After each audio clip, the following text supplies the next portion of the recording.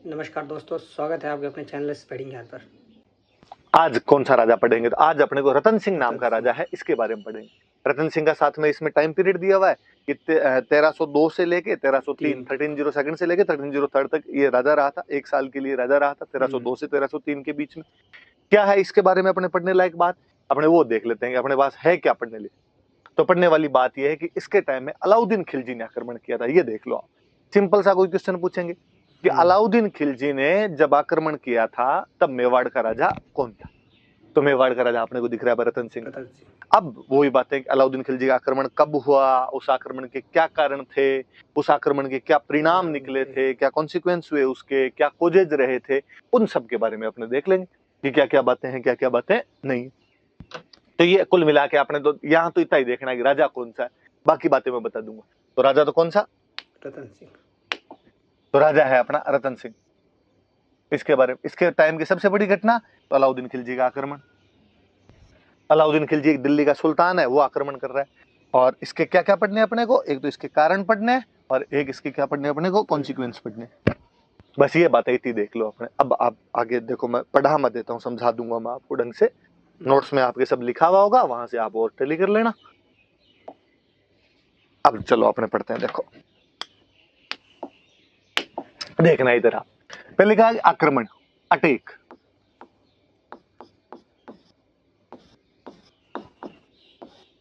किसने किया? तो हमने वापस लिख रखा है कि अलाउद्दीन खिलजी।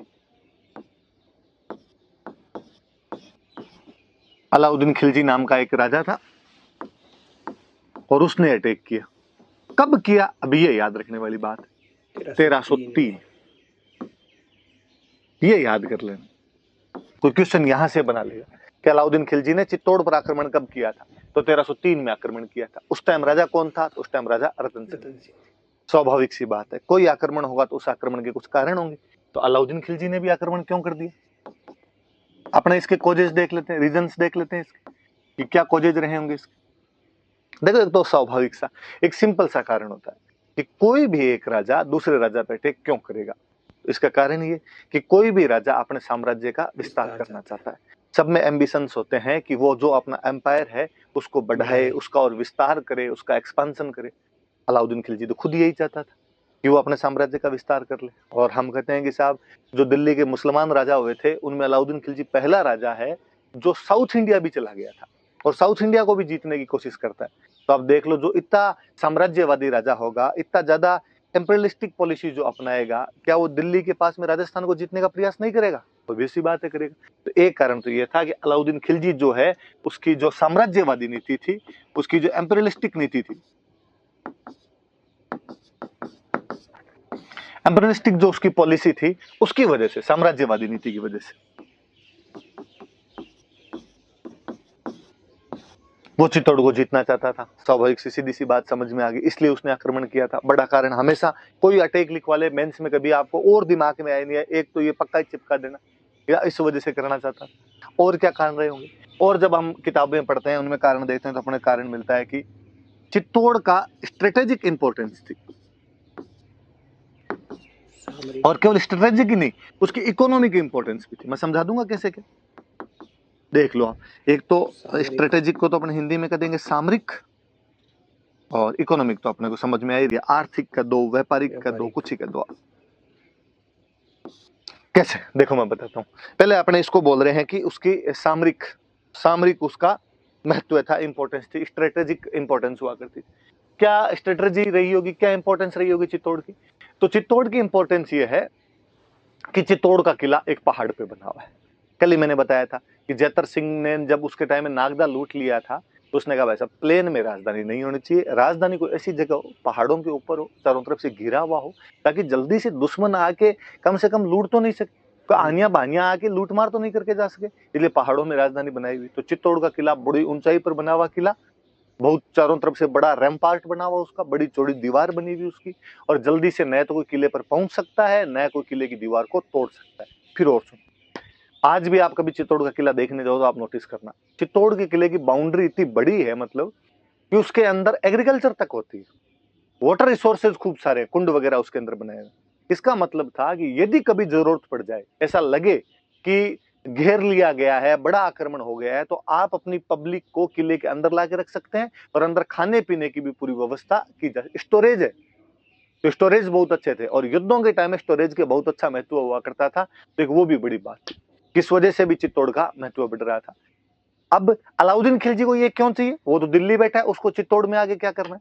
ये वो समय था जब भारत पर मंगोलों के आक्रमण हो रहे थे, मंगोल आक्रमणकारी थे, वो लगातार अटैक कर रहे थे। अलाउद्दीन खिलजी के टाइम में मंगोल एक दो बार तो दिल्ली के पास तक आ गए थे, इसलिए अलाउद्दीन को लगता था यार कल को खुदा ना खास्ता दिल्ली के अंदर घुस गए तो अपने क्या करेंगे, इससे अच्छा कोई एक ऐसा किला हो, ऐसा फोर्ट हो, चारों तरफ से रैम्पार्ट से घिरा हुआ हो, जिसमें जल्दी से दुश्मन घुस नहीं पाए। और वो आसपास में कोई नजदीक किला उसको दिख रहा था, तो वो चित्तौड़ का किला दिख रहा था, इसलिए चित्तौड़ के किले का स्ट्रेटेजिक इंपोर्टेंस है। याद रखना, कभी आपसे प्री में, मेंस में, इंटरव्यू में पूछ ले भाई चित्तौड़ का क्या सामरिक महत्व है, क्या स्ट्रेटेजिक इंपोर्टेंस है, बताना। कि पहाड़ी पर बना हुआ है, उसकी दीवार बहुत लंबी चौड़ी बनी हुई है जिसको तोड़ के जाना संभव नहीं है, उसके अंदर स्टोरेज की बहुत अच्छी सी संभावनाएं हैं, तो इस वजह से कोई भी राजा ये चाहता था कि ऐसा सुरक्षित किला मेरे पास में रहेगा तो मैं उसके अंदर रह के अपनी अपनी सेना की, अपनी जनता की रक्षा बहुत अच्छे से कर सकूंगा। एक बात और लिखी मैंने, इकोनॉमिक, आर्थिक। फिर अपने को लगता यार चित्तौड़ का क्या इकोनॉमिक इंपोर्टेंस रहा होगा, वापस सुनना। देखो अपने इंडिया में दो जगह, उत्तर भारत में बेसिकली नॉर्दर्न इंडिया जो अपना है, उत्तर भारत है, उसमें दो जगहों का बड़ा महत्व था इकोनॉमिकली। किस किस का? एक तो गुजरात का,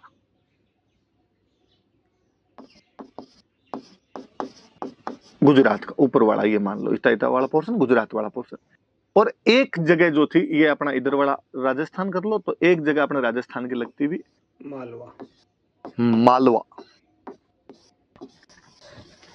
इन दो जगह का बहुत इंपॉर्टेंस हुआ करता था, एक तो गुजरात का और एक मालवा का। मालवा कहां पे आता है? एमपी, अपने मेवाड़ के टच करता हुआ जो एमपी का पोर्शन है उसको हम मालवा बोलते हैं। कभी आपने कोई डिस्ट्रिक्ट के नाम सुने? देखो मंदसौर, उज्जैन, रतलाम, नीमच, ये वाला जो इलाका इसको अपने क्या बोलते हैं? मालवा।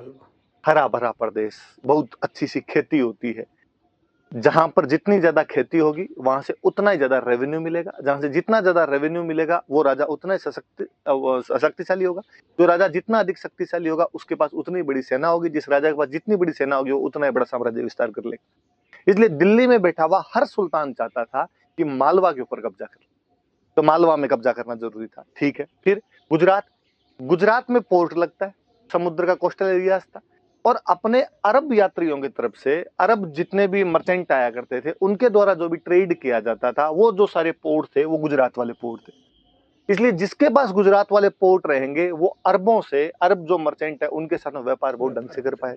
फिर वो मिडेवल चल रहे हैं, मिडेवल में युद्ध ज्यादा हो रहे हैं, युद्धों में सबसे अच्छी जरूरत किसी की? तो घोड़ों की जरूरत थी, और जो अरेबिक हॉर्सेस थे वो सबसे अच्छे माने जाते थे। इसलिए कहा अरबी घोड़े किसके पास ज्यादा आएंगे? जिसके पास पोर्ट्स होंगे, पोर्ट्स होंगे तो ट्रेड ज्यादा अच्छा करेगा, तो घोड़े भी उधर से ज्यादा मंगवा लेगा। इसलिए कोई भी दिल्ली का राजा गुजरात पे भी कब्जा करना चाहता है। ठीक है, दो चीजें, ट्रेड के लिए गुजरात, एग्रीकल्चर के लिए मालवा, दिल्ली वालों को कब्जा करना है। लेकिन ऐसा कहते हैं कि दिल्ली से मालवा और दिल्ली से गुजरात दोनों जगह जाने का जो रास्ता था वो अपने चित्तौड़ के बीच से होकर जाया करता था। यदि आपको दिल्ली से गुजरात जाना है तो भी आपको चित्तौड़ के अंदर से होकर जाना पड़ेगा, आपको दिल्ली से मालवा जाना है तो भी चित्तौड़ की बाउंड्री से होकर जाना पड़ेगा। इसलिए अलाउद्दीन खिलजी को लगता था कि यदि मैं चित्तौड़ पे कब्जा कर लेता हूं तो मैं गुजरात और मालवा का जो कंट्रोल है वो बहुत ढंग से कर पाऊंगा। क्योंकि एक लफड़ा और होता था, देखो होता क्या है कि जो पैसे वाले राजा होते गुजरात मालवा के, भाई यहाँ पे अलग राजा बनते। अब मान लो अलाउद्दीन खिलजी आया और अलाउद्दीन खिलजी ने आके उनको हरा दिया, गुजरात के राजा को हरा दिया, मालवा के राजा को हरा दिया, और हरा के उनको कहा कि आज के बाद रे तुम टैक्स मेरे को दोगे। उनका ठीक हिसाब दे देंगे। अब अलाउद्दीन खिलजी उनको धमकियां देके, पैसे वैसे लेके उनके पास से, घोड़े वोड़े लेके यहाँ से वापस चला गया दिल्ली। और जैसे वो दिल्ली पहुंचा और गुजरात और मालवा वाले राजाओं ने कहा कि हम तो आज रुपए देंगे, कल रुपए देंगे, क्योंकि तब इतना कम्युनिकेशन था नहीं, ट्रांसपोर्टेशन था नहीं, तो सब जानते थे कि यार बार बार दिल्ली से गुजरात और दिल्ली से मालवा आना इतना इजीली पॉसिबल नहीं है, और ये दोबारा आएगा वापस जाएगा वापस आएगा, ये इसके लिए संभव नहीं है।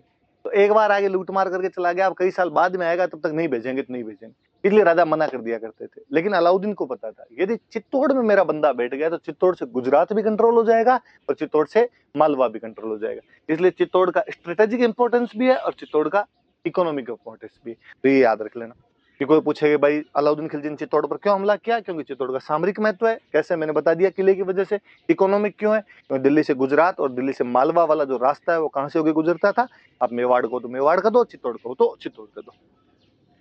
और देखते हैं इसके बाद में, देखते हैं अपने और कौन कौन से रहे होंगे आपके, इसके बाद में क्या इंपॉर्टेंस रही होगी इसकी। और अब देखो, मैंने एक बात बताई आपको कि दिल्ली से गुजरात जब जाते हैं तो रास्ता अपने मेवाड़ के अंदर से होके जाता था।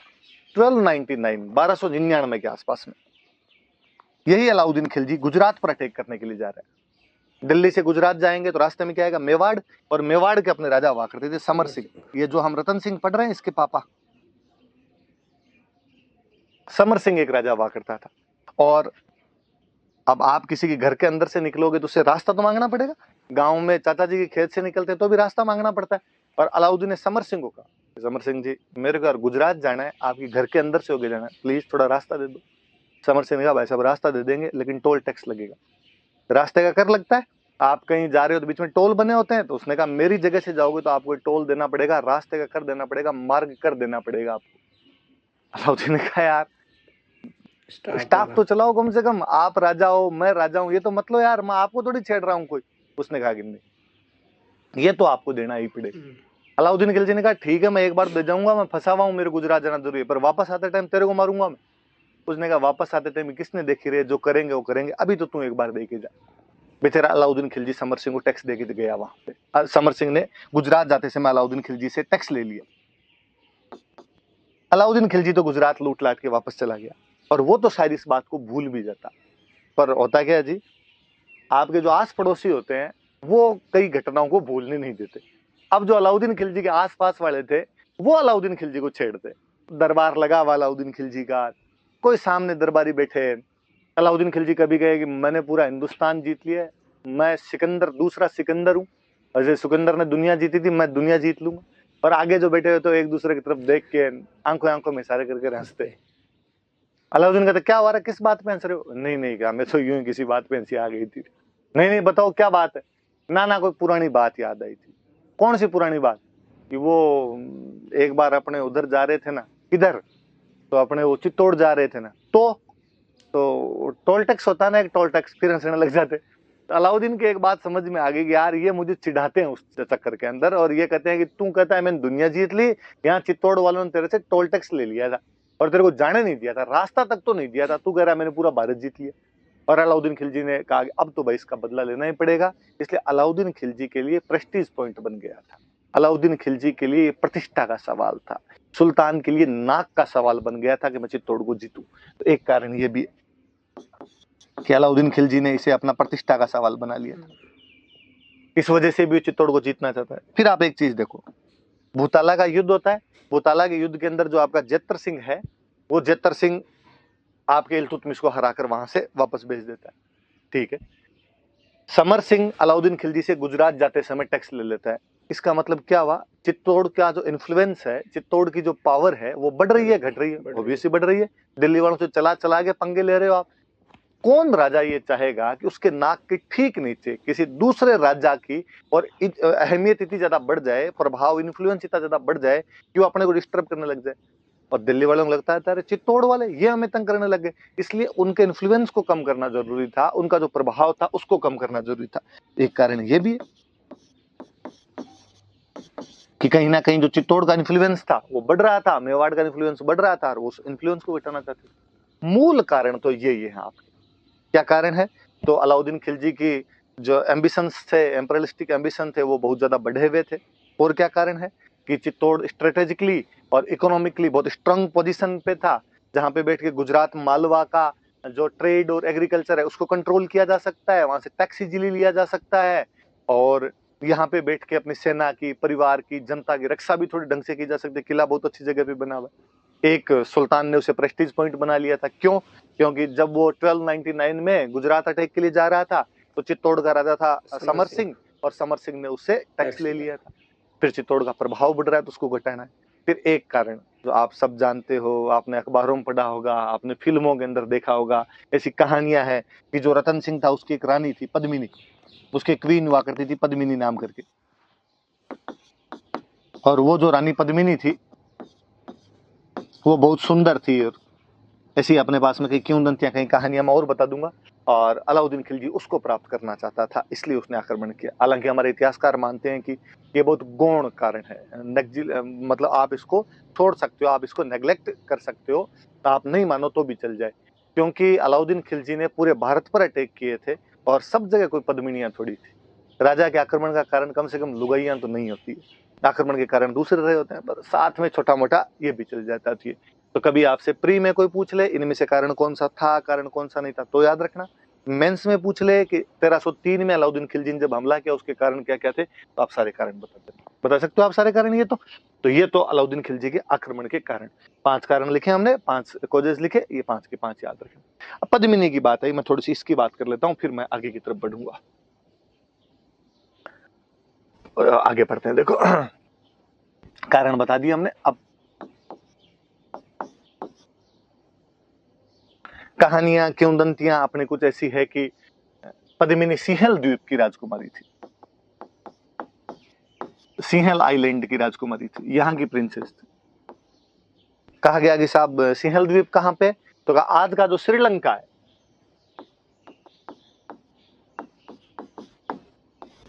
वहां की राजकुमारी थी। और यहाँ के कोई राजा थे गंधर्व सेन, और कोई रानी थी चंपावती, ये उनकी पुत्री थी, गंधर्व सेन और चंपावती।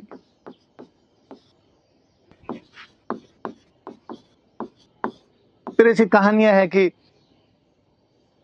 यहाँ पे राजा रतन सिंह के पास में एक तोता आया, यार तोते के नाम तक वो अपने वाले तो और बता देते हैं कि हीरामन तोता था। हीरामन। उस तोते ने आके रतन सिंह जी को बताया कि रतन सिंह जी यहाँ से 7 समंदर पार एक इतनी सुंदर राजकुमारी रहती है। और रतन सिंह जी उसके पीछे पीछे और चले गए, और कहते कई सालों तक वहां पे भटकते रहे। सिंहल द्वीप के राजा के उस घर में उसको घुसने का मौका नहीं मिला। फाइनली जो पैसे वैसे खत्म हो गए तो वहां जोगी वोगी का भेष और बना लिया। एक दिन राजा ने उनको देख लिया, गंधर्व सेन जो राजा था उसने ही देखा। उसने कहा कि यार जेंटलमैन, तुम शक्ल से यार सन्यासी लगते तो नहीं, इस उम्र में जोग धारण करने का क्या कारण रहा। तो उसने कहा सर आपने एकदम सटीक पहचाना, मैं तो ऐसे ऐसे करके मेवाड़ का राजकुमार हूँ। मेवाड़ को कौन नहीं जाने, मेवाड़ की ख्याति थी। और सिंहल द्वीप के राजा ने भी कहा क्या बात करते हो आप, मेवाड़ के राजा हो, फिर ऐसे क्यों भटक रहे हो, क्या कारण है इसका मुझे बताओ। और उसने मुस्कुरा कहा साहब कारण तो आपके महलों के अंदर ही मौजूद है, क्या बात करते हो। और उसने पूरी बात बताई कि साहब ऐसे ऐसे मैं तो पद्मिनी से शादी करने के लिए आया था। श्रीलंका के राजा की क्या औकात की मेवाड़ के राजकुमार को मना करे। हमारे भारत का नक्शा जब लेके आते हैं, भारत का जब मैप लेके आते हैं, तो श्रीलंका का मैप फ्री के अंदर आ जाता है। तो उसने कहा साहब धन गड़ी धन भाग, आप मेरे राजकुमारी से शादी करना चाहते हो। और उसने कहते पद्मिनी से शादी कर दी। रतन सिंह जी यहाँ आ गए, हंसी खुशी अपना जीवन यापन कर रहे थे, यहाँ पे पद्मिनी के साथ रह रहे थे। फिर आगे कहानी और, रतन सिंह जी के दरबार में एक विद्वान व्यक्ति रहता था, राघव चेतन नाम था उसका। राघव चेतन नाम करके कोई विद्वान व्यक्ति थे, पंडित जी थे, पढ़े लिखे थे। और राघव चेतन ने एक दिन ऐसा कहते हैं कि पद्मिनी को देख लिया, और पद्मिनी को देखते वो मूर्छित होकर गिर गया। रतन सिंह को जब ये बात पता चली तो रतन सिंह ने कहा है यार ऐसे कैसे, किसी दूसरे की वाइफ पे, किसी दूसरे की रानी पे तुम ऐसी बुरी नीयत कैसे रख सकते हो। और राघव चेतन ने कहा कि अब हो गया सर, वो तो जो हो ही गया। रतन सिंह ने कहा नहीं, आज के बाद तो दिखना नहीं चाहिए, दिख गया तो देख लेना। राघव चेतन को बेइज्जती करके वहां से निकाल दिया। अब आपकी कोई बेइज्जती करके निकाल दी तो आप क्या करो। तो दुश्मन का दुश्मन हमेशा अच्छा दोस्त होता है। तो मेवाड़ वालों का दुश्मन कौन, खिलजी, क्योंकि उससे गुजरात जाते समय टैक्स वगैरह लिए हुए थे। राघव चेतन गया अलाउद्दीन खिलजी के पास, और अलाउद्दीन खिलजी को जाके उसने बताया, और उसने पूरी बात बताई। साहब ऐसे ऐसे पद्मिनी की सुंदरता के बारे में बताया। पद्मिनी पानी पीती है तो यहाँ से दिखता है, उसके कंठों से दिखाई देता है। और कहता है अलाउद्दीन खिलजी को जब ये बात पता चली तो अलाउद्दीन खिलजी ने यहाँ पे आक्रमण कर दिया था। ऐसी कई कहानियां किंवदंतियां आपने चलती है कि ऐसी कोई बात भी थी, और मैं इसके बारे में और बात करूंगा। तो ये पद्मिनी की थोड़ा सा याद रखना कि अपने कोई क्वेश्चन पूछे तो कि भाई ये सिंहल द्वीप की राजकुमारी थी, और पिताजी का नाम गंधर्व सेन था, माताजी का नाम चंपावती था। और अलाउद्दीन खिलजी को उसके बारे में कौन बताता है, तो अलाउद्दीन खिलजी को उसके बारे में किसने बताया था, तो राघव चेतन नाम के व्यक्ति ने बताया। आगे की कहानी ये कहती है कि अलाउद्दीन खिलजी यहाँ पे आया, अलाउद्दीन खिलजी ने आगे यहाँ पे घेरा डाला, और आगे रतन सिंह को कहा कि मुझे तुम्हारी रानी पद्मिनी चाहिए। राजा ने कहा यार ऐसे कैसे हो सकता है, कोई वस्तु थोड़ी है, कि एक तू रख ले और एक मैं रख लूं, या मेरे वाली तेरे को दे दी जाए, ये मेरी रानी है, तू ऐसे कैसे बात कर सकता है? तो अलाउद्दीन ने कहा मैं जबरदस्ती ले जाऊंगा। वापस उसी पॉइंट पे ही मैंने बताया कि चित्तौड़ का किला बहुत मजबूत था, जल्दी से अंदर नहीं घुस सकते थे, और कहते राजा ने अपना किला बंद करवा के राजा अंदर बैठ गया। अलाउद्दीन खिलजी को लगा कि यार अंदर घुस ही नहीं पाएंगे, तो फिर उसने एक जाल फेंका और उसने कहा कि चलो मैं आपसे संधि करने के लिए तैयार हूं, जो हो गई वो तो बात हो गई, और अपने आप नई लड़ाई करेंगे। और कहते हैं कि अलाउद्दीन खिलजी को संधि के लिए बुलाया गया, खाने के लिए बुलाया गया। वहां जो अलाउद्दीन खिलजी बैठा हुआ था और उसके सामने एक शीशा लगा हुआ था, नीचे एक पौंड बना हुआ था, तालाब बना हुआ था। पद्मिनी उस शीशे के जैसे आगे आई, उसकी जो प्रति छाया थी, उसकी जो छाया दिखाई देती है, प्रतिकृति दिखाई देती है, वो तालाब के अंदर दिखाई देती है। और अलाउद्दीन खिलजी उसको देख के यूं बड़ा मोहित होता है। कहते हैं जब वापस अलाउद्दीन खिलजी जा रहा था तो रतन सिंह उसको सी ऑफ करने के लिए नीचे तक गया। उसको लगा अब तो संधि हो ही गई, और नीचे जाते अलाउद्दीन खिलजी बड़ा घाघ आदमी था, जगीरा की तरह कमीनापन कूट कूट के भरा हुआ था उस आदमी, और उसने रतन सिंह को गिरफ्तार कर लिया। और उसने कहा कि जब तक मेरे पास पद्मिनी नहीं आएगी तब तक रतन सिंह को नहीं छोड़ा जाएगा। पद्मिनी के लेंगे। पद्मिनी जितनी सुंदर थी उतनी बुद्धिमान महिला थी, और ऐसा कहा जाता है कि पद्मिनी के एक भैया थे और उन भैया का नाम था गोरा। एक पद्मिनी का भतीजा था और उस भतीजे का नाम था बादल। दोनों आपस में भी काका भतीजा थे। पद्मिनी ने इनको बुलाया, इनको बुला के समझाई कि ये बात है, क्या किया जाना चाहिए। इन्होंने प्लानिंग की और प्लानिंग करके कहा कि ठीक है। अलाउद्दीन के पास मैसेज करवाया। अलाउद्दीन के पास मैसेज करके कहा कि पद्मिनी तुम्हारे पास आने के लिए तैयार है, पर पद्मिनी अकेली नहीं आएगी, उसके साथ में उसकी दासियां भी आएगी। उसने कहा कोई नहीं, ठीक है, आप तो भेज दो, दासियों को भी भेज दो। तो कहते हैं कि पद्मिनी जब जा रही थी तो रानी हमेशा पालकी के अंदर बैठ के जाती, 4 जने उठाते, वो कहार उठाने वाले होते, तो वो आगे की पालकी में तो पद्मिनी को बिठाया, पीछे की पालकी में जिनमें महिलाओं को बिठाना था उनके अंदर सारे के सारे शस्त्रधारी योद्धा बिठा दिए, सोल्जर्स बिठा दिए। वहां गए और नजदीक जाके वापस का कि पद्मिनी अंतिम बार रतन सिंह से मिलना चाहती। अलाउद्दीन का मिला दो यार, कैंप पड़ा कहीं पे साइड में, मिला दिया जाए इसको। और कहते हैं कि पद्मिनी वहां जब रतन सिंह के पास पहुंचे तो पद्मिनी जितनी सुंदर थे, जितनी बुद्धिमान थे, उतनी वीर महिला और थी। और उसने आसपास जो 5-7 बॉडीगार्ड खड़े थे उनको मार दिया और रतन सिंह को लेकर वहां से भाग गई। जब तक अलाउद्दीन खिलजी को नहीं समझ में आता कि हमारे साथ में धोखा हुआ है, वो लड़ने के लिए तैयार होते। इधर गोरा और बादल अपनी सेना लेके तैयार खड़े थे। कहते हैं गोरा और बादल उनके साथ लड़ाई करते हैं। गोरा तो उस लड़ाई में काम आ जाता है, वीर गति को प्राप्त हो जाता है, शहीद हो जाता है। बादल सेना को लेके वापस आ जाता है, किले के अंदर घुस जाते हैं। अब अलाउद्दीन को बड़ा गुस्सा है। अलाउद्दीन ने कहा हाँ ठीक किया आपने, तो रतन सिंह को लेके और चले गए। और आपने कहा अब तो मैं तुम्हें मार के जाऊंगा यहाँ से। और उसने कहते 8 महीने का घेरा डाल दिया था चित्तौड़ किले के बाहर। अब जब इतना लंबा घेरा चला तो किले के अंदर का अनाज और पानी समाप्त होने लग गया था, जो स्टोरेज थे वो खत्म होने लग गए थे। अपने यहाँ पे राजपूत राजाओं में एक और बड़ा जोरदार सी विशेषता हुआ करती थी कि जब भी किले का स्टोरेज खत्म हो जाए, जब भी फोर्ट का अन्न पानी समाप्त हो जाए, तो एक टर्म होती है साका। उस समय जो युद्ध किए जाते थे उन युद्धों को बोलते थे साका। अब कहा गया कि भाई अब 2 चीजें देखो। पहली बात तो ये कि ऐसा कब किया जाता, ये किले के अंदर बंद करने वाली व्यवस्था कब आती, जब ये लगता है कि दुश्मन की सेना बहुत बड़ी है, अपनी सेना कमजोर है, सीधी सीधी लड़ाई के अंदर डायरेक्ट यदि फाइट करेंगे तो उसके अंदर जीत नहीं पाएंगे। तो होता ये था कि दिल्ली वालों की फौज आ जाती थी 30,000 की, और इधर किले के अंदर कितने फौजी है, इधर फौजी बैठे 3,000 5,000 ऐसे फौजी बैठे। लगता है यार नहीं पार पड़ेगी, किले के गेट करो बंद, कितने दिन तक बाहर बैठे रहेंगे, जाना ही पड़ेगा। और ज्यादातर मामलों में होता था कि बाहर वाला बाहर से चला ही जाता। तो दिल्ली छोड़ के चित्तौड़ में रहना कई दिनों तक संभव नहीं हो पाएगा। आप अपनी कैपिटल को छोड़ के ज्यादा दिन तक दूर नहीं रह सकते। पर कई बार ऐसा होता है कि अगला रह जाता, अगले की पार पड़ जाती। अलाउद्दीन खिलजी 8 महीने रह गया। अब क्या किया जाए, तो अब का किले का तो पानी भी खत्म हो गया, किले का तो अनाज भी खत्म हो गया, भूखे मरेंगे। तो भूखे मरेंगे इससे अच्छा लड़के मतलब, तो लड़के मरेंगे तो अपने तो 3,000 है, सामने वाले 30,000 बैठे हैं, तो अपने तो मर जाएंगे, और अपने मर जाएंगे तो महिलाओं को और बच्चों को ये सब उठा के ले जाएंगे। का तो इसका एक तरीका किया जाए, अब अपने तो मरेंगे, परिवार की रक्षा के लिए क्या किया जाए, महिलाओं की रक्षा के लिए क्या किया जाए। तो जो महिलाएं हुआ करती थी वो खुद ही करती थी। एक टाइम है, वापस सुनना, जोहर क्या होगा साहब जोहर के अंदर, तो महिलाएं जितनी भी हुआ करती थी वो अग्नि जलाती, और अग्नि के अंदर महिलाएं बैठ जाया करती थी, अपनी जीवन लीला समाप्त कर लिया करती थी, ताकि वो जो सोल्जर है उनको परिवार की कोई चिंता नहीं रहे। अब वो लड़े मरे, और अब वो जो सोल्जर होते थे, जब परिवार समाप्ति हो गया तो बंदे में और गुस्सा होता था, वैसे ही दुश्मन के खिलाफ लड़ने का गुस्सा हुआ करता था। अब वो केसरी कपड़े पहनते और केसरी कपड़े पहन के बाहर लड़ने के लिए जाते। अब उनके जीवन का एकमात्र उद्देश्य अधिकाधिक संख्या में दुश्मन को मारना था। ज्यादा से ज्यादा, जितने ज्यादा हो सके उतने दुश्मन को मारना था, और मुंड में टूट के पड़ता और वहां पे लड़ते हुए वीरगति को प्राप्त हो जाया करते थे। क्योंकि केसरिया कपड़े पहन के जाते थे, इसलिए उस टाइम को बोलते थे केसरिया। तो दो चीजें हो गई, एक तो हो गया जौहर और एक हो गया केसरिया, और इन दोनों की जो कंबाइंड फॉर्म होती थी उस कंबाइंड फॉर्म को बोलते थे साका। तो याद रखना, कभी कोई पूछ ले कि साके में दो चीजें क्या क्या होती है, तो एक तो होता है जौहर, एक होता है केसरिया। अब अगला सवाल पूछेगा, जौहर कौन करता है, केसरिया कौन करता है? तो जौहर किया जाता है महिलाओं के द्वारा, फीमेल, और केसरिया किया जाता है पुरुषों के द्वारा।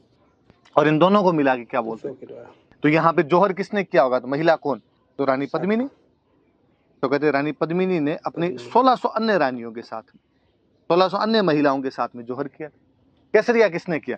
तो केसरिया करने वाले रतन सिंह, राजा रतन सिंह और उनके सेनापति, क्योंकि गोरान तो पहले शहीद हो गए थे, तो ये बादल अनजीते लोग बचे हुए थे, इन सब ने मिलकर बाद में केसरिया कर लिया। कई कहानियों में आता है कि नहीं, गोरा भी वापस आ गया था और गोरा बादल साथ में लड़ते हुए शहीद हुए थे, पर कुल मिला के सारे अलाउद्दीन खिलजी वाली उस लड़ाई के अंदर ही काम आ गए थे, उसके अंदर शहीद हो गए थे।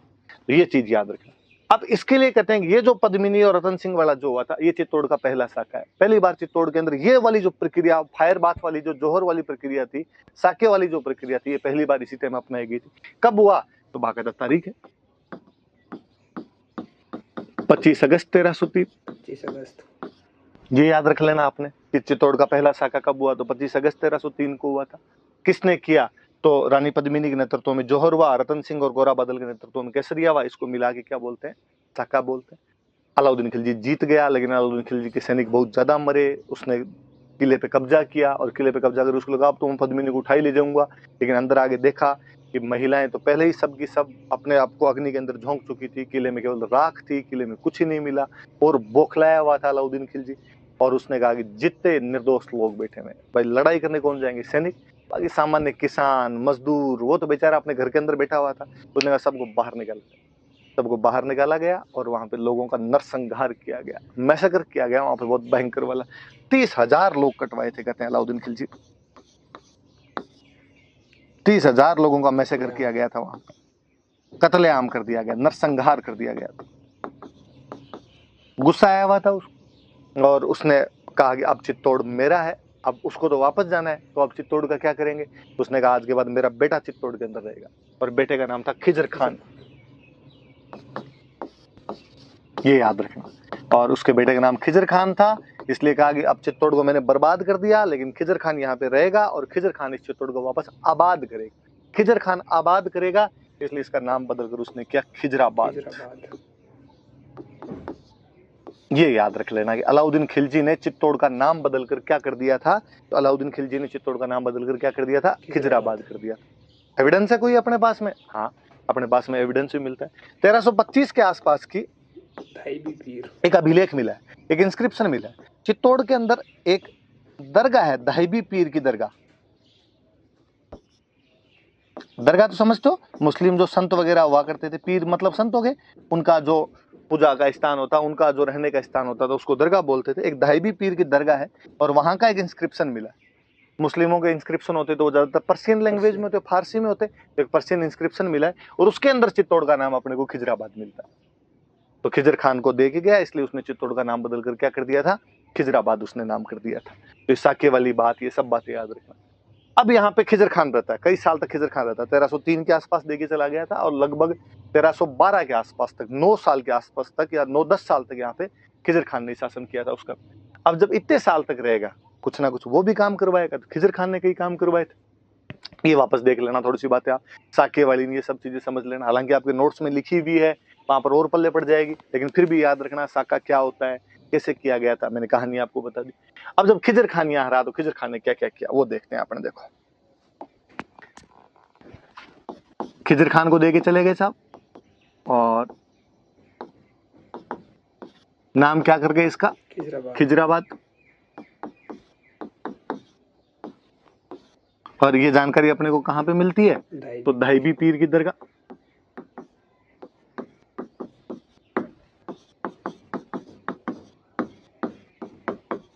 धाईबी पीर की दरगाह के अंदर ऐसा लिखा हुआ, उस अभिलेख में, उस इंस्क्रिप्शन के अंदर ये लिखा हुआ। खिजर खान यहाँ रहा, तो एक तो चित्तौड़ के किले के पास एक नदी निकलती है, गंभीरी, एक रिवर है गंभीरी, याद रखना।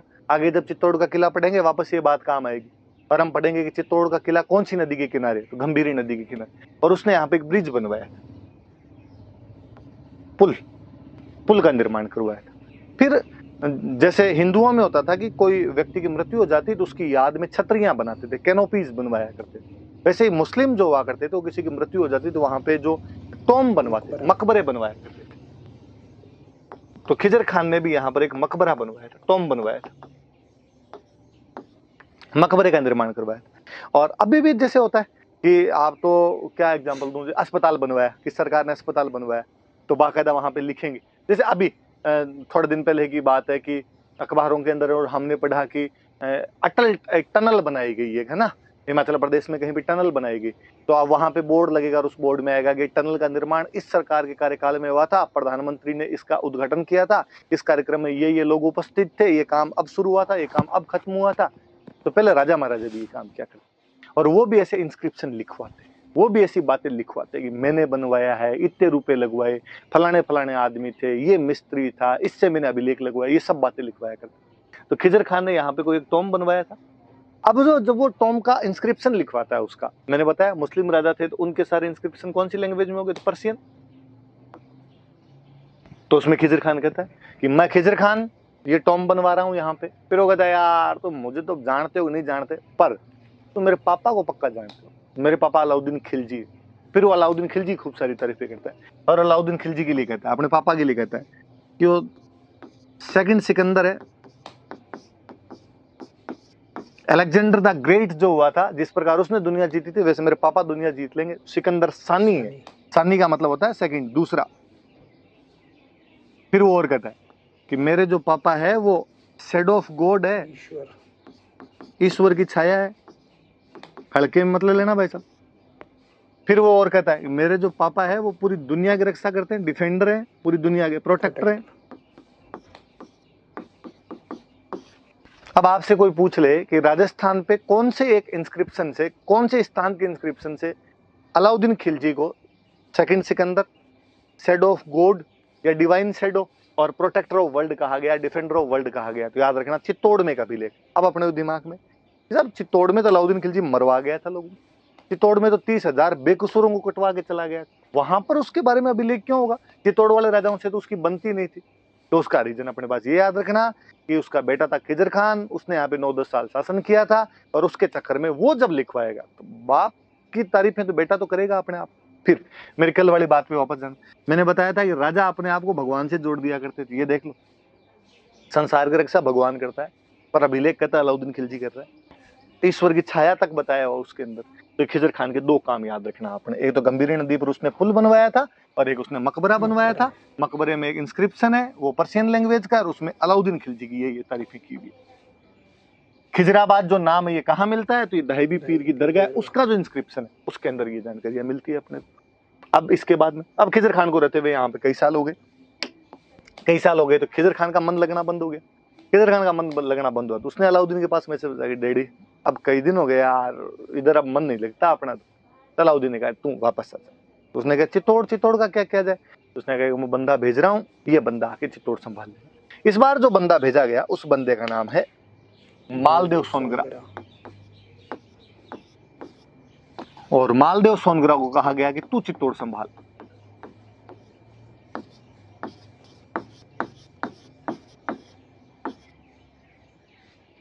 इसको भेज दिया।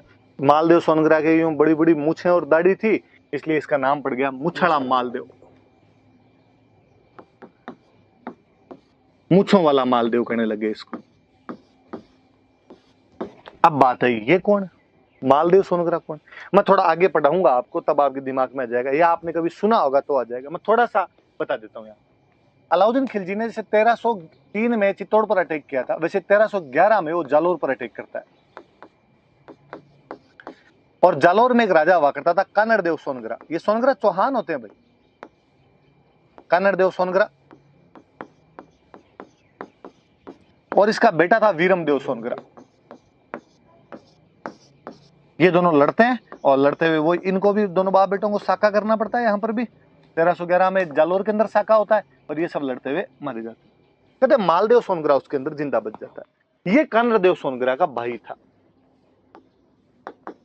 इसका ब्रदर था। कोई तो कहते हैं जिंदा बच जाता है, कोई कहते हैं कि नहीं, कानड़देव ने उसको पहले से ही बाहर निकाल दिया था। अब जालोर पे अलाउद्दीन खिलजी ने कब्जा कर लिया, पर मालदेव सोनग्रा बिगाड़ करे। वो अब जो अपनी छोटी मोटी जो भी आर्मी उसने बना रखी, वो आए, अटैक करे, अलाउद्दीन खिलजी की सेना को नुकसान पहुंचाए। फाइनली एक दिन अलाउद्दीन खिलजी की सेना ने उसको पकड़ लिया, गिरफ्तार करके दिल्ली ले गया। उसको कहा क्या चाहिए, तू क्यों डिस्टर्ब करता है हमें? उसने कहा यार हमारा राज्य जालोर था, तुमने हमारा राज्य छीन लिया। तो अलाउद्दीन ने उसको कहा देख तेरे को जालोर तो मैं दूंगा नहीं, पर मैं तेरे को और ढंग की जगह दे देता हूँ राजस्थान, तू उधर चला। कौन सी? तू चित्तौड़ चला। तो खिजर खान के बाद में अलाउद्दीन खिलजी ने चित्तौड़ किसी को दिया था, तो वो आदमी कौन था? तो मालदेव सोनग्रा। क्या रह जाएगी बात? उसके बाद ये मालदेव सोनग्रा को दे दिया गया था। तो वो जो 1303 वाला आक्रमण था, उसके प्रभाव ये है, उसके कारण ये है कि 1303 में आक्रमण किसने किया? अलाउद्दीन खिलजी ने। कारण क्या क्या थे? तो कारण मैंने बता दिए। अलाउद्दीन खिलजी की इंपीरियलिस्टिक पॉलिसी है, चित्तौड़ का स्ट्रेटेजिक और इकोनॉमिक इंपॉर्टेंस है, चित्तौड़ का इन्फ्लुएंस बढ़ रहा है। समर सिंह ने गुजरात जाते टाइम अलाउद्दीन खिलजी से टैक्स ले लिया, इसलिए अलाउद्दीन खिलजी के लिए प्रेस्टीज पॉइंट है। और अलाउद्दीन खिलजी कहीं ना कहीं रानी पद्मिनी को भी प्राप्त करना चाहता है। मैंने रानी पद्मिनी के बारे में आपको बताया कि वो सिंहल द्वीप की राजकुमारी मानी जाती है, गंधर्व सेन और चंपावती की पुत्री मानी जाती है। राघव चैतन्य ने उसके बारे में अलाउद्दीन खिलजी को जाके बताया था। अलाउद्दीन ने आक्रमण किया तो यहाँ पर अपने साका हुआ 1303 में 25 अगस्त को साका हुआ। ताकि फिर मैंने बताया दो बातें होती थी, एक होता था जौहर, एक होता था केसरिया।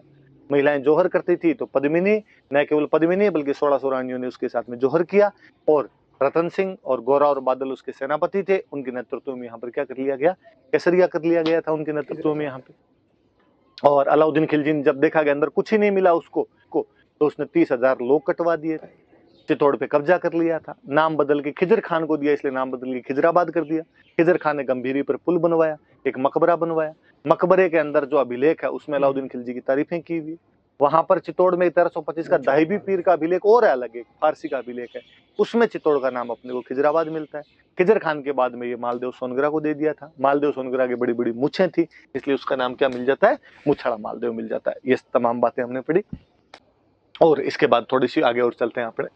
तो ये सारी जानकारियां 1303 वाले। अब अपने को जानकारियां मिलती कहां से? तो एक तो अलाउद्दीन खिलजी का एक कोर्ट स्कॉलर है, उसका एक दरबारी इतिहासकार है, उसके कोर्ट में एक स्कॉलर रहता था, आप सबने नाम सुना होगा, अमीर खुसरो। अमीर खुसरो नाम करके स्कॉलर हुआ है, एक विद्वान व्यक्ति हुआ है, उसके दरबार के अंदर रहा करता था। चित्तौड़ वाले हमले में साथ में था, मतलब आंखों देखा वर्णन है, लाइव कमेंट्री की इस बंदे ने। और इस बंदे ने किताब लिखी, खजाइन उल फुतूह है। खूब सारी किताबें, आप जब मिडाइवल पढ़ोगे तो और कई सारी किताबों के बारे में पढ़ेंगे, पर इसकी किताब है खजाइन उल फुतूह है, या उसका एक नाम और है तारीख अलाई। देखो, तारीख का मतलब होता है हिस्ट्री, अलाई का मतलब होता है अलाउद्दीन। तो तारीख अलाई मतलब अलाउद्दीन का इतिहास लिखा हुआ, अलाउद्दीन की हिस्ट्री लिखी हुई। और इसके अंदर वो इस आक्रमण के वर्णन करता है। 30,000 लोग कटवा दिए, ये खुद अलाउद्दीन का इतिहासकार है, वो लिख रहा है। साहब 30,000 मारे थे वहां पे, मजा आ गया था हमें इन सबको मार के वहां पे। ऐसी कई बातें अमीर खुसरो ने लिखी। तो कोई आपसे पूछ ले कि कौन सी बुक है उसी टाइम की, कौन सी बुक है जो इस आक्रमण के बारे में बताती है, तो खजाइन उल फुतूह है। नाम याद करना, ये फारसी नाम होते हैं। 2-3 बार जीभ से बोल के देखना, एक बार टंग पे चिपक जाएंगे, जीभ पे चिपक जाएंगे तो याद हो जाएंगे। 2-3 बार यूं खजाइन उल फुतूह है, खजाइन उल फुतूह है, खजाइन उल फुतूह है बोलोगे तो याद हो जाएगा। तारीख ए अलाई एक उसका नाम, ये मैंने बता ही दिया। तारीख मतलब होता है हिस्ट्री, और अलाई का मतलब अलाउद्दीन, तो अलाउद्दीन का इतिहास नाम से हो जाता है। फिर वो जो मैंने अभी कहानी सुनाई थी आपको कि पद्मिनी सिंहल द्वीप की राजकुमारी थी, ये कहानी किसने लिखी, क्या लिखी? तो ये कहानी लिखने वाला आदमी है मलिक मोहम्मद जायसी। एक कवि हुए हैं मलिक मोहम्मद जायसी। अपने यूपी में एक जगह पड़ती है जौनपुर, अवध वाला जो इलाका, अयोध्या के आसपास का इलाका है, वहां के कवि मलिक मोहम्मद जायसी। आगे बढ़ेंगे हम शेरशाह सूरी। शेरशाह सूरी के कंटेम्प्ररी एक ये पोइट हुए थे, और इन्होंने ये पद्मावत नामक एक बुक लिखी थी अवधी लैंग्वेज में, चूंकि अवध के थे तो अवधी लैंग्वेज में 1540 की ये बुक इन्होंने, एक पद्मावत नाम की इन्होंने एक बुक लिखी थी। किसने लिखी? तो मलिक मोहम्मद जायसी ने। कब लिखी? तो 1540 में। कौन सी भाषा में? तो अवधी। कौन सी बुक लिखी? तो पद्मावत। और इसमें ये सारी कहानियां इन्होंने लिखी। और ये कहानी, ये कविता, काव्य है, पोइट्री है अपने आप में, और ये पोइट्री इतनी ज्यादा पॉपुलर हुई कि बाद में जितने इतिहासकार हैं उन सब ने इसको थोड़ा बहुत फेर बदल करके लिखा। और वो भले ही आपके नैन्सी कह दो, वो भले ही आपके अबुल फजल कह दो, वो भले ही आपके कर्नल जेम्स टोड कह दो, जो भी बड़े बड़े से हुए उन सब ने कहीं ना कहीं इसका जिक्र किया, उन सब ने इसके बारे में थोड़ा बहुत बात कहीं ना कहीं लिखी है। एक सूर्यमल मिशन अपने जो इतिहासकार में वो डिनाई जरूर करते हैं, इसको निजा फर्जीवाड़ा है क्या तुम्हारा। बाकी किसी ने नाम चेंज कर दिया, किसी ने कहानी चेंज कर दी, बाकी ऐसी बातें सबने जरूर लिखी। इतनी पॉपुलर चीज हुई थी। पर दिक्कत ये है कि यार किंवदंतियां, जनश्रुतियां, फोक लोर कहानियां चलती है समाज के अंदर, बनती बिगड़ती रहती है, हम सुनते हैं उनके बारे में, पर उनमें हिस्टोरिकल फैक्ट है या नहीं है, ये इतिहासकारों को देखना पड़ता है। इसके साथ दिक्कत ये हुई कि लोगों ने इस पोइट्री को हिस्ट्री मानना शुरू कर दिया और लोगों ने इस कहानी को इतिहास के रूप में पढ़ाया जाना शुरू कर दिया, इसको सुनाया जाना शुरू कर दिया इतिहास के रूप में, और यहाँ पे जाके लफड़ा करते हैं। आप कविता को हिस्ट्री नहीं बना सकते। हम कहते हैं जहां ना पहुंचे रवि वहां पहुंचे कवि, कि कवि कल्पनाएं करता है, कवि इमेजिनेशन करता है, अपने घोड़े दौड़ाता है और ऐसी ऐसी घटनाओं को जोड़ के लिख देता है जिनका वास्तव में कोई अस्तित्व, एग्जिस्टेंस नहीं रहा होगा, और इसी एग्जिस्टेंस के अंदर वो लिख गया कि वो सिंहल द्वीप की राजकुमारी थी। अपने को आज भी लगता है यार श्रीलंका की राजकुमारी और मेवाड़ का राजा गया शादी करने के लिए, फिर तोता आया, तोते के पीछे चला गया, 1302 से 1303 एक साल का जिसका शासनकाल है, वो कहते हैं 7 साल तक वहां पे भटकता रहा था, फिर पद्मिनी को लेके आया था। जचती नहीं है कहानी। इवन यहां तक कि मलिक मोहम्मद जायसी ने लास्ट में खुद ने कहा है कि साहब ये इमेजिनेशन है मेरी, और मैंने इसके माध्यम से भगवान की बातें की है, मैंने वो जो रूहानी शक्तियां उनकी बातें की है। परंतु वहां तक कौन जाए, हम सब ने उसको हिस्ट्री मान के पढ़ना शुरू कर दिया। इसलिए अपने दिमाग में आज भी सिंहल द्वीप का हमने श्रीलंका बना दिया। भगवान जाने उसने सिंहल द्वीप क्या माना था, क्या नहीं माना था। मुझे तो आज ही बड़ा अजीब सा लगता है कि यार पद्मिनी की सुंदरता का इतना वर्णन किया हुआ है, ये इतनी वो वैसे ही वर्णन, वैसे गोरे रंग की थी, उसको जब पानी पीती थी यहाँ से पानी दिखता था। मुझे लगा कि यार हिस्टोरियन को थोड़ा सा जलवायु का तो ध्यान देना था। सही बात। साउथ में भी सुदूर श्रीलंका, वहां के लोग कैसे होते हैं हमने देखे नहीं, सारे क्रिकेट प्लेयर देखे हुए, उनका रंग अपने को देखा हुआ है, और तुम कहते हो वहां की एक राजकुमारी इतनी सुंदर आ गई थी। तो ये तो मूर्ख बनाने वाली सी बात हो जाती। परंतु है अपने पब्लिक में तो वही है, डोमेन के पब्लिक डोमेन में तो वही बातें हैं, वो बातें हैं तो हम सुनते भी हैं, पढ़ते भी हैं, वैसी बातें भी करते हैं। परंतु अपने याद रखना, मलिक मोहम्मद जायसी हिंदी लिटरेचर का सब्जेक्ट हो सकता है, मलिक मोहम्मद जायसी हिस्ट्री का सब्जेक्ट नहीं हो सकता। पद्मावत जो है वो एक पोइट्री है, बहुत अच्छी अवधी भाषा की पोइट्री है, उसमें नो डाउट, कोई उसमें संदेह, उसमें शक शुबा करने की आवश्यकता नहीं। परंतु आप कहोगे इसको इतिहास के रूप में पढ़ा जाना चाहिए, तो थोड़ी सी बात अजीब सी लगती है। और फिर एक दिक्कत और हुई, इन्होंने मलिक मोहम्मद जायसी वाली बात को इतना ज्यादा उठा के रख दिया कि अपने जो लोकल चीजें थी उनको भुला दिया गया। अपने जो लोकल जनमानस की अपनी जो कहानियां, राजस्थानी जो सोर्सेज है, राजस्थान लिटरेचर के जो सोर्सेज है, वो दूसरी बात कहते हैं। राजस्थान लिटरेचर वाले अपने कहते हैं कि साहब वो पुगल की राजकुमारी थी। बीकानेर के अंदर एक जगह पड़ती है पुगल, और पुगल की राजकुमारी थी। और बाकायदा अपने तो कहानियां हैं, ऐसे दोहे बने हुए हैं कि पुगल का पुनपाल भाटी नाम करके कोई बंदा था, उसकी बेटी थी, उसकी शादी की हुई। दोहा है अपने तो कि पुगल गडरी पद्मणी तू रानी सिर मोड़, जैसलमेर जलम लियो परिणीगढ़ चित्तौड़। कि पुगल गढ़ की पद्मणी तू रानी सिरमोड़, कि तू सभी रानियों में सिरमौर है, सर्वोपरि है। जैसलमेर जलम लियो, उस समय पुगल जैसलमेर रियासत का भाग हुआ करता था। और कहते पुनपाल भाटी पहले जैसलमेर में थे, लेकिन बाद में उनको पुगल का ठिकाना मिल गया था, इसलिए पुगल आ गए। तो जैसलमेर जलम लियो कि पैदा तू जैसलमेर में हुई थी, परिणीगढ़ चित्तौड़, पर तेरी पर शादी तेरी कहाँ जाके करवाई है, ठीक चित्तौड़ के। आज भी गाँव के अंदर जो सुंदर लड़की हो, या किसी ग्रामीण से किसी सुंदर लड़की के बारे में बताना हो, सुंदर महिला की विशेषता बतानी हो, तो पुगल की पद्मणियों से तुलना की जाती है। अरे वो कितनी सुंदर है, वो तो पुगल की पद्मणी की तरह सुंदर है। तो आज भी पुगल की पद्मिनियां फेमस है, पर भगवान जाने ये सिंहल द्वीप कहाँ से लाए। मुझे तो लगता है यार मलिक मोहम्मद जायसी ने बेचारे ने पुगल ही सुना होगा, लेकिन ठेठ बीकानेर बॉर्डर से यूपी तक जाता जाता पुगल उसके सिंगल बन गया, और उसने सिंगल लिखा है, सिंगल को अपने वालों ने सिंहल कर दिया, सिंहल वालों को यहाँ तक लाते लाते अपने वालों ने उसका श्रीलंका बना के रख दिया। तो ये ऐसे बातें जोड़ दी गई, बाकी सच्चाई वाली ज्यादा बातें है नहीं। ज्यादातर ने स्वीकार किया, किसने स्वीकार नहीं किया तो अपने ध्यान रख लेना कि सूर्यमल मिश्र ने स्वीकार नहीं किया। अपने बूंदी के हिस्टोरियन में और पढ़ेंगे इनके बारे में आगे अपन। और अब देखो एक और अपनी बुक्स है ना, कई बार है ना इनको मिश्रण लिख देती है, तो भाई ये मिश्रण नहीं है, ये मिश्रण है, सूर्यमल मिश्रण। तो ये सारी बातें आप याद रख लेना कि क्या क्या चीजें हैं, क्या क्या नहीं है। और पढ़ेंगे हम आगे, जैसे जैसे बातें आएगी कई तो इनके बारे में और चलती रहेगी चर्चाएं, पर अभी रतन सिंह के बारे में इतनी सब बातें आप याद रखना। चलो अब आगे बढ़ते हैं, आगे क्या है। ये तो रतन सिंह की बातें सारी। ये पद्मिनी का आप फोटो देखना चाहो तो देख लो, ये जौहर का सीन बताया हुआ है कि जौहर के अंदर पद्मिनी बैठे हैं अग्नि की ज्वालाओं के अंदर, और 25 अगस्त 1303 का ये जौहर था। चित्तौड़ का पहला जौहर है ये, चित्तौड़ का पहला साका है ये। मैंने बता दिया आपको जौहर वगैरह क्या होता है, वो सब चीजें आप देख ही लेना।